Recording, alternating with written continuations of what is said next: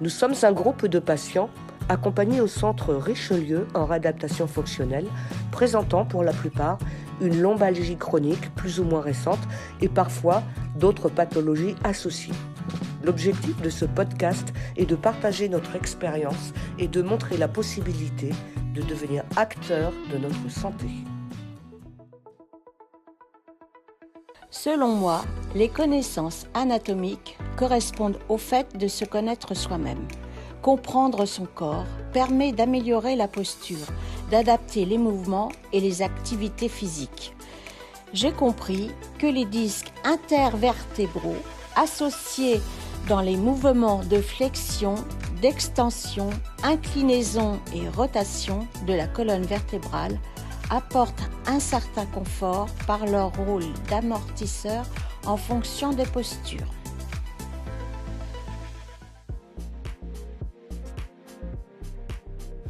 Je voudrais évoquer le fait qu'il soit important d'être dans un mécanisme positif afin d'éviter de rentrer dans un cercle vicieux où la douleur prend le dessus, ce qui amène à avoir peur de bouger par crainte d'avoir plus de souffrance. En conséquence, on observe une perte de mobilité au quotidien qui se traduit dans les activités habituelles par une diminution d'autonomie. De ce fait, une perte de masse musculaire s'instaure, l'exercice physique peut devenir plus compliqué puisque le corps se fatigue plus rapidement à l'effort. Toutefois, il est possible d'engager un cercle vertueux en reprenant une activité physique progressive adaptée qui permettra de diminuer les douleurs et ainsi d'amener une reprise de confiance en soi. Progressivement, un reconditionnement physique s'instaure, ce qui participera à une meilleure qualité de vie dans la durée. Vivre avec notre pathologie, c'est affronter nos faiblesses internes qui sont diverses.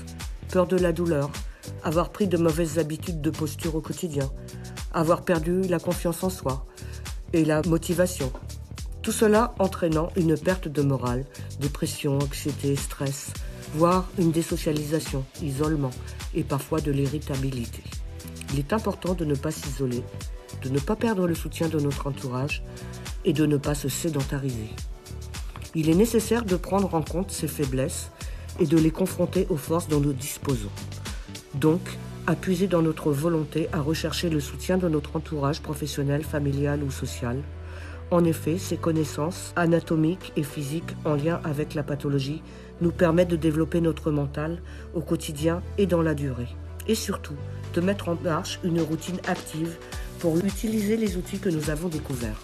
L'endurance, le renforcement musculaire, l'assouplissement, la relaxation.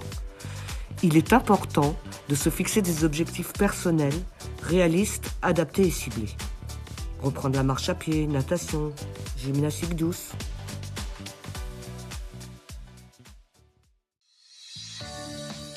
En conclusion, la réalisation de ce podcast nous a permis de synthétiser l'ensemble des connaissances et apprentissages que nous avons acquis.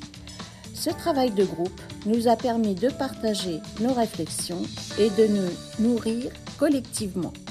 Il constitue, comme le séjour, un tremplin vers une meilleure gestion de notre pathologie au quotidien.